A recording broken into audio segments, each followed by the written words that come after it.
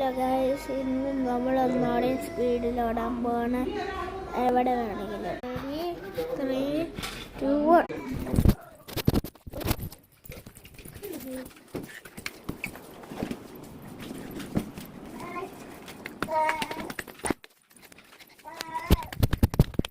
നിങ്ങൾക്ക് വേണമെങ്കിൽ ഒരു റോസാപ്പൂ കാണണം. റോസാപ്പൂ അല്ല, ഒരു പിങ്ക് പൂ. അത് കാണിക്കണമെങ്കിൽ ഇച്ചിരി ദൂരം ഉണ്ട്. പോവാം.